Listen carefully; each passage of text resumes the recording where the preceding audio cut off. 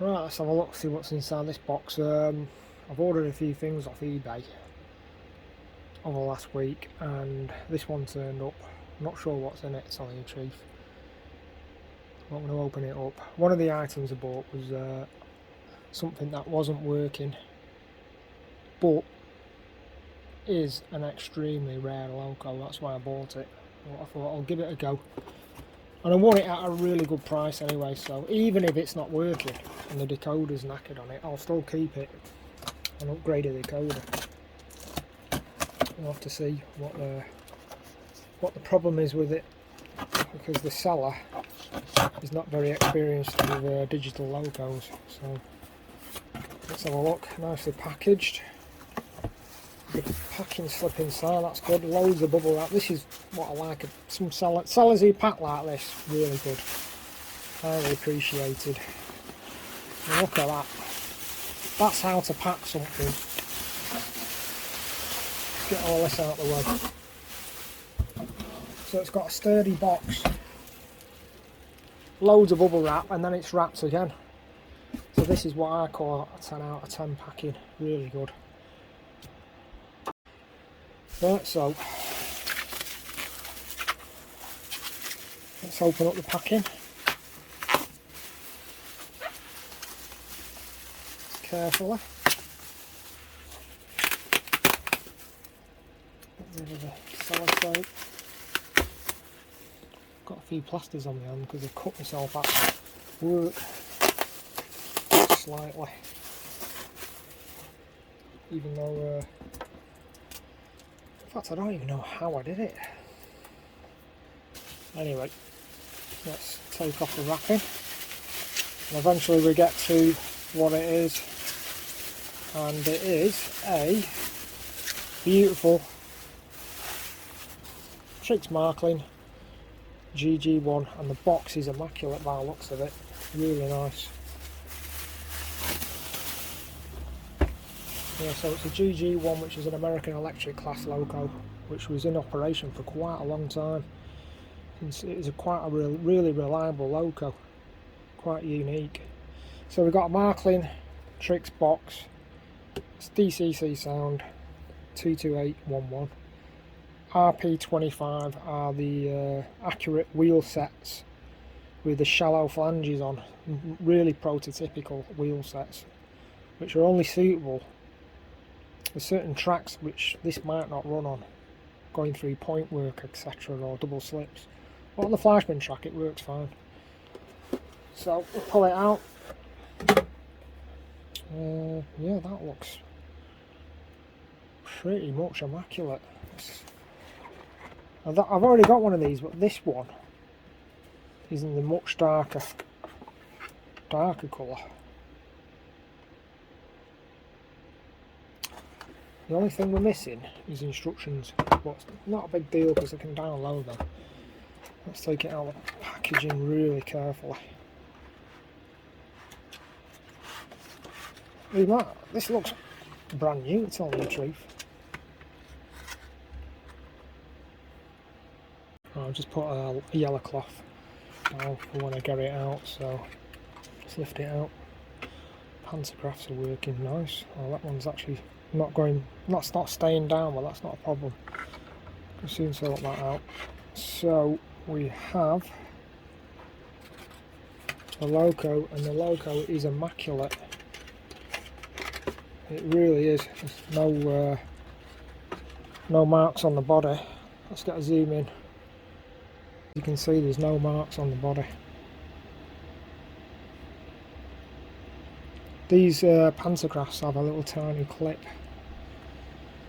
that keeps them down. I'm not sure whether these are operational, I can't remember.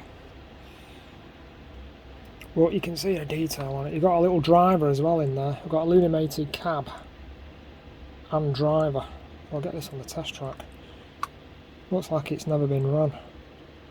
Absolutely beautiful model. Let's see if we can find any faults with it anyway, because he said it was a non-runner, he couldn't get it working. So what I'm going to do now is get the test track out. Right, so I've got the test track. I've got the Fleischmann Profi Boss powered up to the test track. I'm just going to attempt and try and read the chip, see what happens. So let's have a look.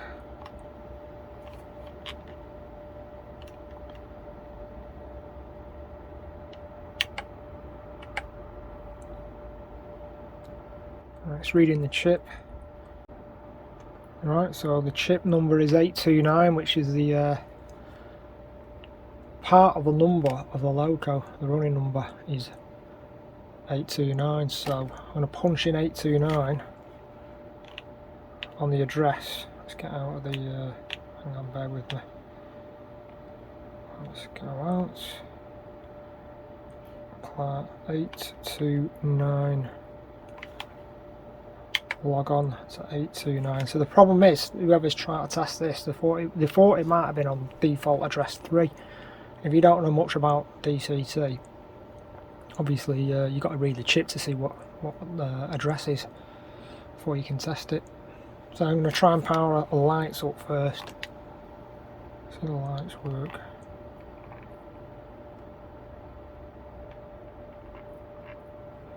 I can't see any lights. Let's see if the sound works. No sound. Strange, huh? So there is a fault with it.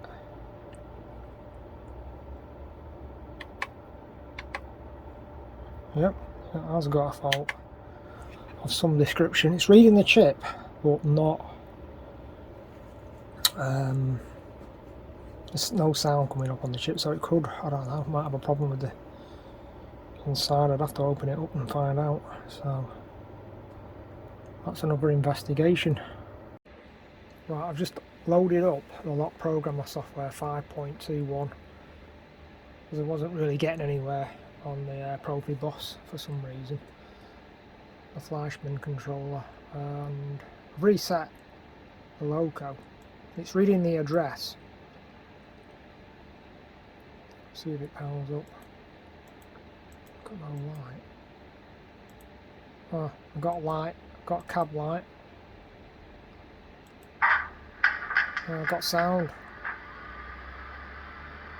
Yeah, so it's all fully functioning.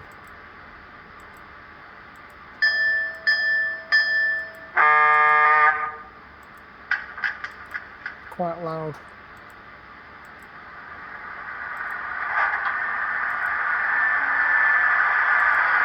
In fact, it's very loud.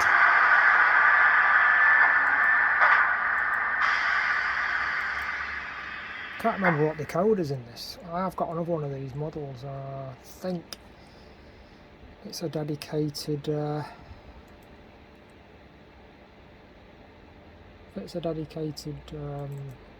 Markling decoder, but I'm going to load up lock programmer 2.79. Let's see whether it'll pick it up. Could well be an ESU decoder, I'm not sure whether it is or not. Soon find out. Oh yeah, it's a lock sound. Oh, that's good. It's a lock sound version 3. So Trix did use some ESU decoders in the models, and yeah, unless it's been changed in the past, that might be a possibility. So I can do all the adjustments using the ESU software, which is quite rare to do on Trix Markling models. So it all works. You can see the guy, the driver in the cab, the engineer. Just gonna that's a driver's cab, test decoder. See if we can get the cab light on again. Yep, illuminated cabs at each end. Quite nice that, because it's quite a realistic light as well.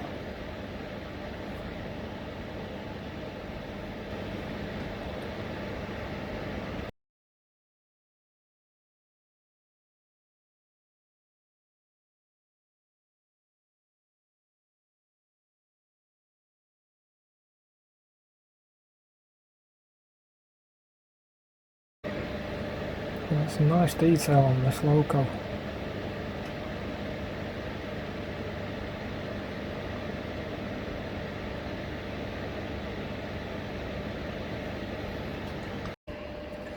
Yeah, I like the striping on the Loco, the pinstripes going down. This is like a really dark, I'm not sure what colour they call it. It's like a really dark bronze colour.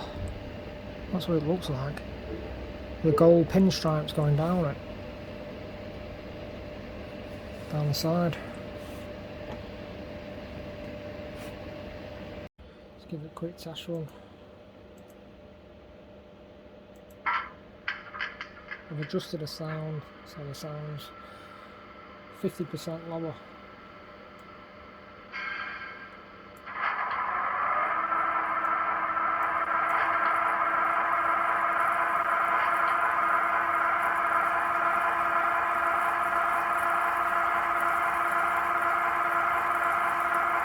So we've got drive on 4 axles, so it's got a high quality motor and 2 drive shafts going either end of the Loco.